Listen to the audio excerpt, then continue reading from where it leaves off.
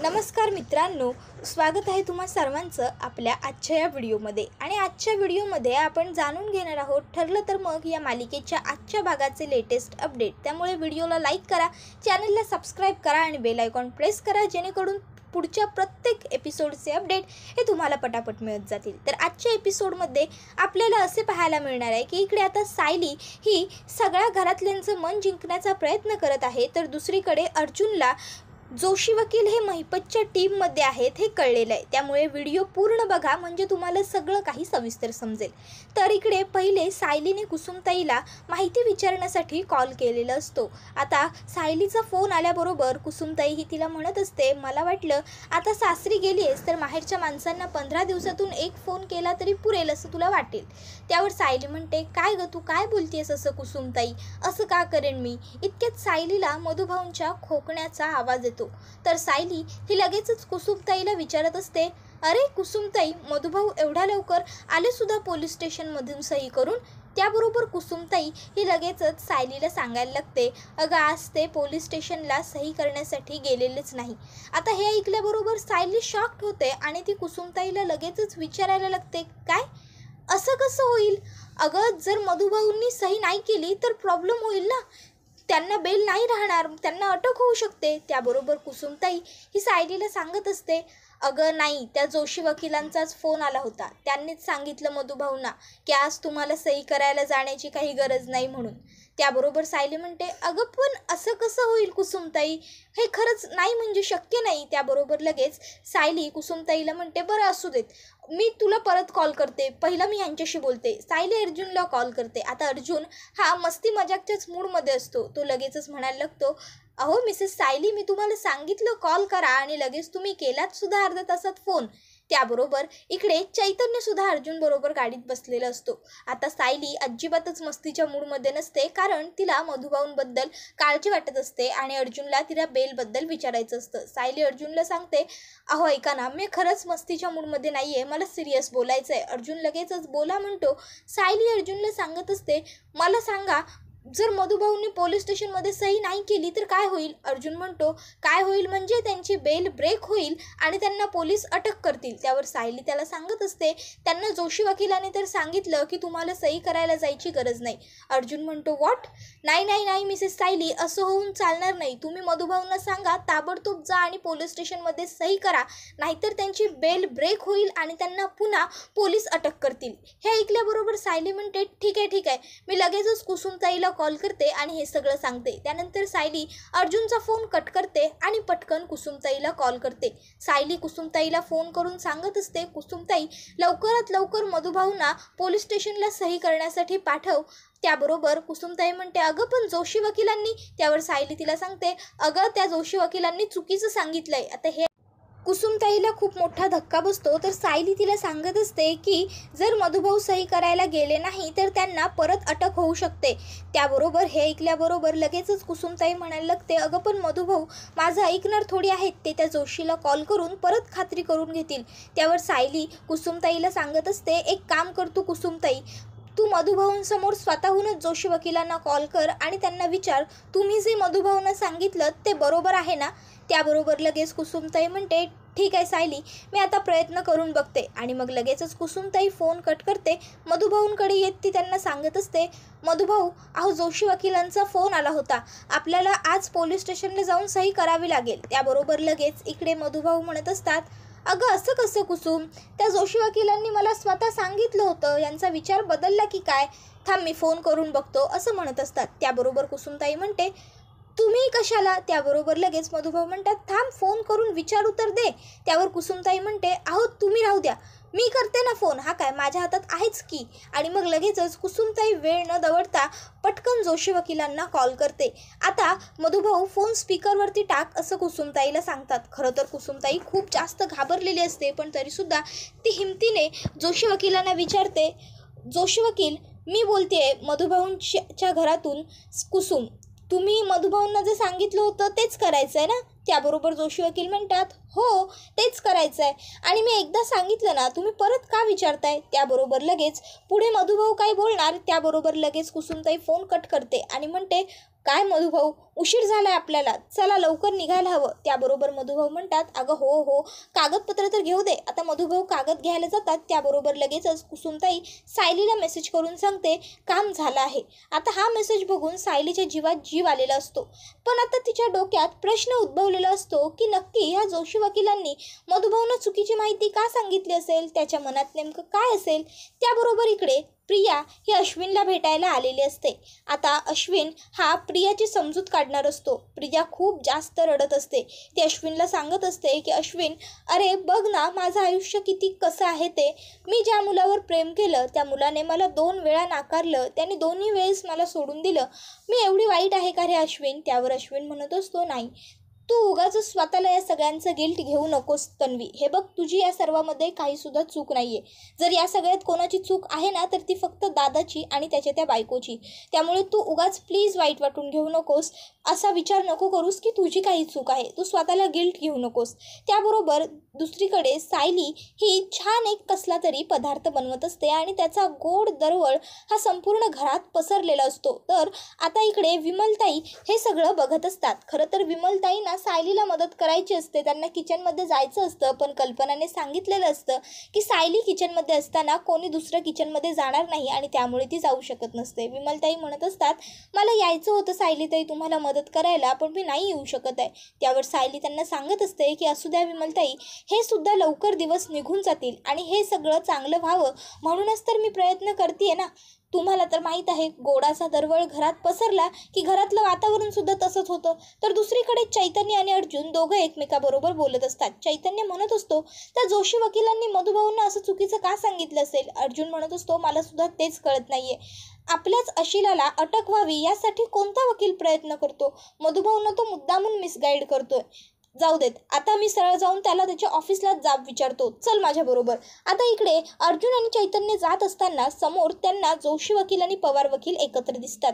ते दोघं एकत्र येऊनच जोशी वकिलांच्या गाडीत बसतात. अर्जुन विचार करतो, हा जोशी वकील आणि पवार वकील एकत्र काय करतायत. आणि मग लगेच अर्जुन आणि चैतन्य दोघंही लपून उभे राहतात आणि त्यांचं सगळं बोलणं ऐकत असतात.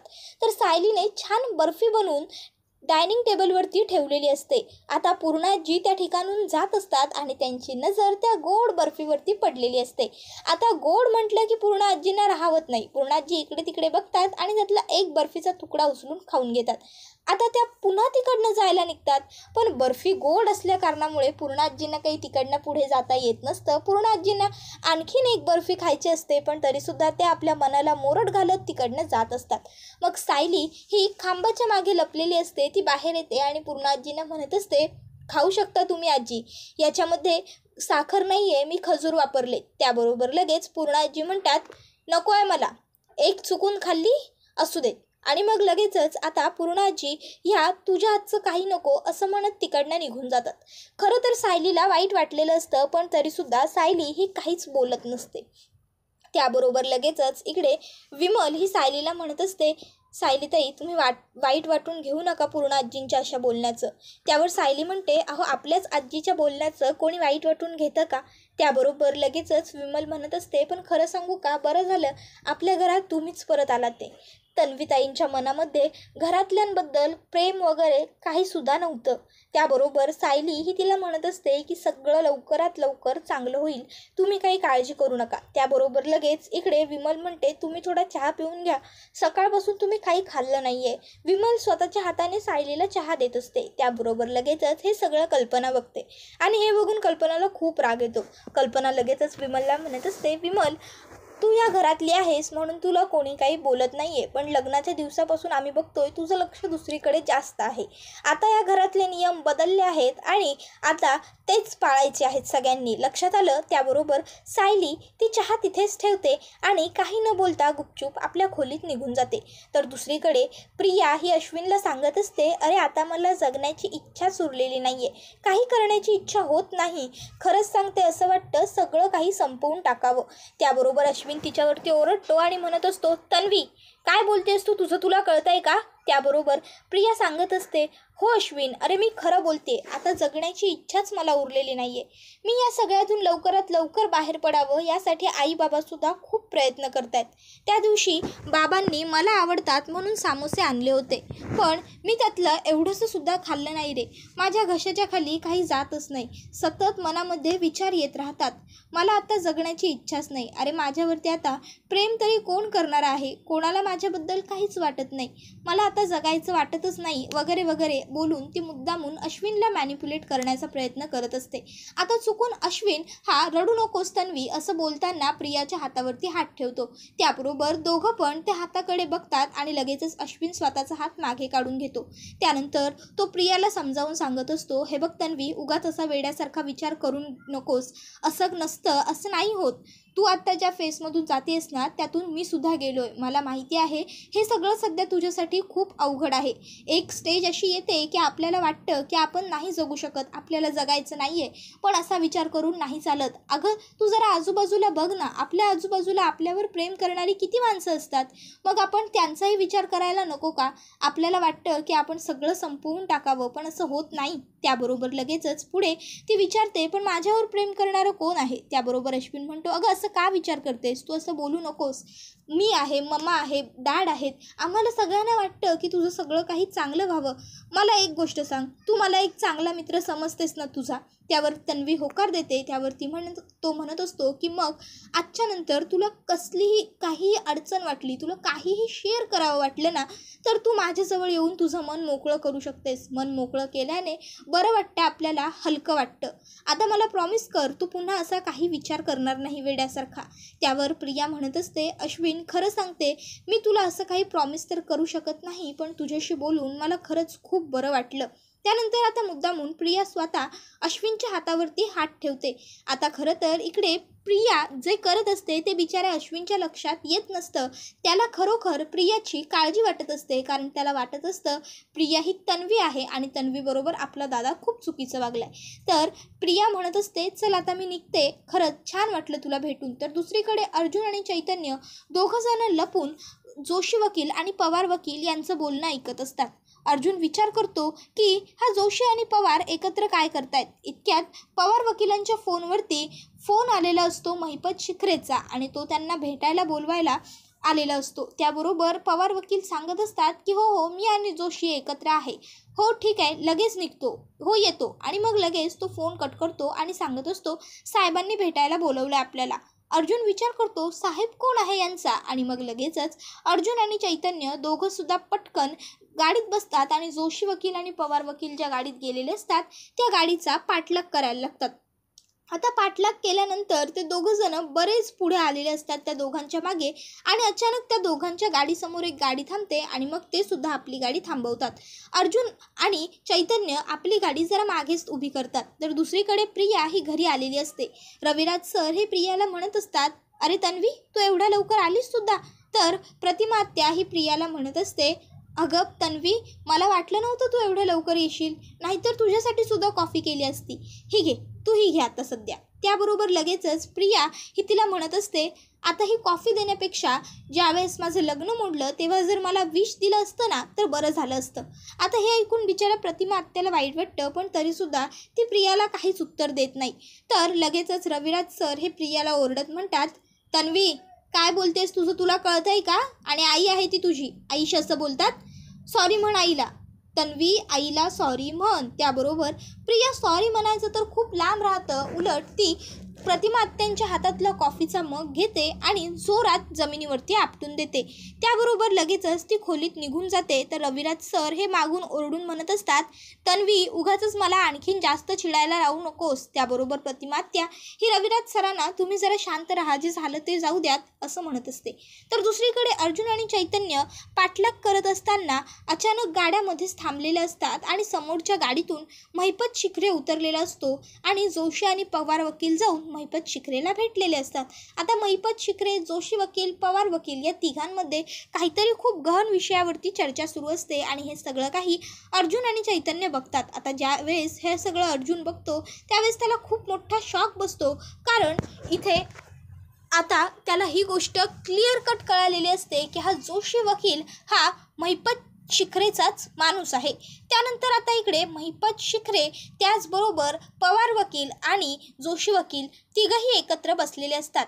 तर आता इकडे महिपत हा म्हणत असतो की तुला एक साधं सोपं काम दिलं पण तुला ते सुद्धा करायला जमलं नाही.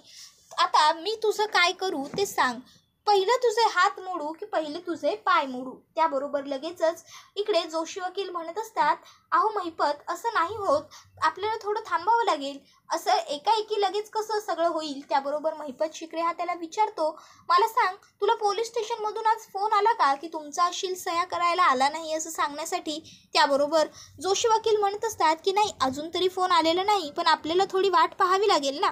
त्याबरोबर महिपत शिखरे हा त्याला सांगत असतो, वाट बीट जोशा तू पाहायची. हा महिपत शिखरे कधीच वाट पाहत नाही. तू फोन कर पोलीस स्टेशनमध्ये आणि चौकशी कर.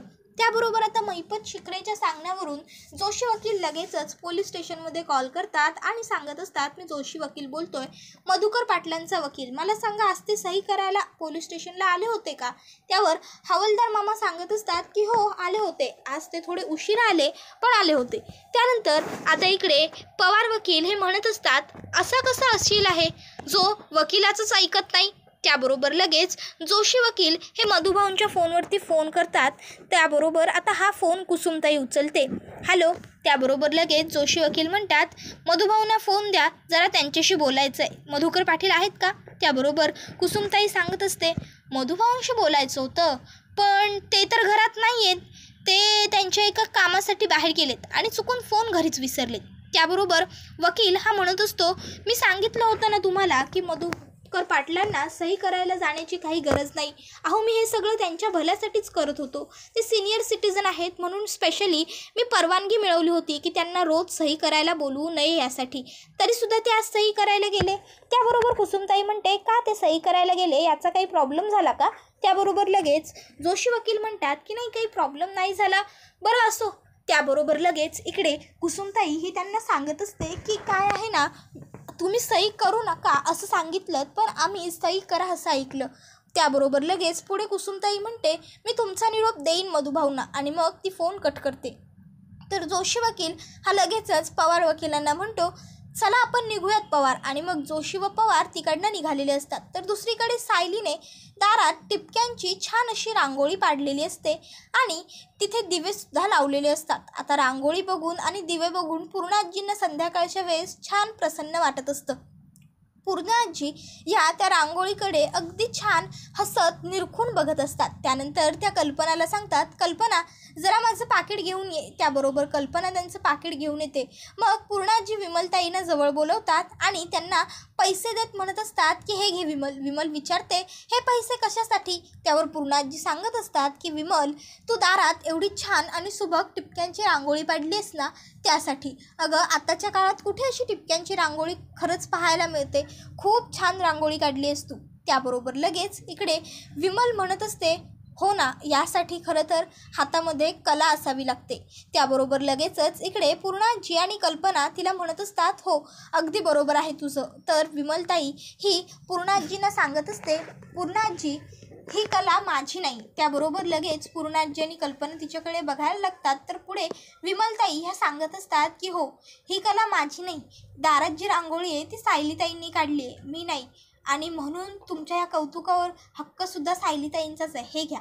आणि मग लगेचच विमल ते पैसे परत करत असते. तर पूर्णाजी राहू देत असं म्हणतात. त्यानंतर आता तिघीही जणी अगदी गप्प राहिलेले असतात, कोणी काहीच बोलत नसतं. मग सायली लगेचच पूर्णाजींना म्हणत असते, आजी तुमचं कौतुक पोहोचलं माझ्यापर्यंत, थँक्यू.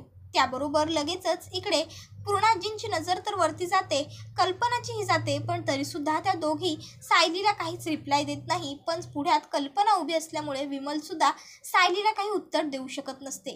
त्यानंतर इकडे अर्जुनने महिपत आणि जोशीच्या हॉटेलमध्ये बसलेले असतात. त्या हॉटेलच्या टेबलावरती जे फ्लॉवर पॉट असतं त्यामध्ये एक कॅमेरा लावलेला असतो आणि त्याच्यामध्ये महिपत आणि जोशीचं सगळं बोलणं रेकॉर्ड करून मधुभाऊंकडे आणलेलं असतं. आणि मधुभाऊंना तो सांगत असतो की मला माहिती आहे तुमचा माझ्यावरती विश्वास पटणार नाही म्हणून मी पुरावा घेऊन आलोय. आणि मग ते जोशी आणि महिपतचं सगळं बोलणं मधुभाऊंना ऐकवत असतात. त्यामध्ये जोशी म्हटलेला असतो की असं कसं मी तुमच्या मुलीला जेलमध्ये जाऊ देईन, बघाच तुम्ही मी कसा त्या म्हाताऱ्याला व्यवस्थित अडकवतो ते. आता हे सगळं बघून मधुभाऊंना खूप मोठा धक्का बसलेला असतो. त्यांना कळत नसतं की हा जोशी वकील असं का वागतोय आणि तो हे सगळं काय बोलतोय. त्याबरोबर हा एपिसोड तर इथेच संपतो. पण तुम्हाला काय वाटतं? आता जशी मधुभाऊंनी त्यांची मुलगी म्हणजे सायली हिचा हात अर्जुनच्या हातात दिला आहे, त्याचप्रमाणे ते अर्जुनला स्वतःची केस सुद्धा पुन्हा एकदा सुपूर्द करतील का, ते आम्हाला कमेंट करून नक्कीच सांगा. त्याचबरोबर या व्हिडिओला लाईक करा आणि चॅनलला सबस्क्राईब करा. मित्रांनो, तुमचा एक लाईक हा आमच्यासाठी खूप महत्त्वाचा आणि मोलाचा असतो, कारण तुमच्या त्या लाईक्समुळेच आम्हाला पुढे काम करण्यासाठी आणखीन जास्तीत जास्त ऊर्जा मिळत असते आणि आम्ही आणखीन जास्त काम करत असतो. त्याचबरोबर शेअर करा, कमेंट करा. धन्यवाद.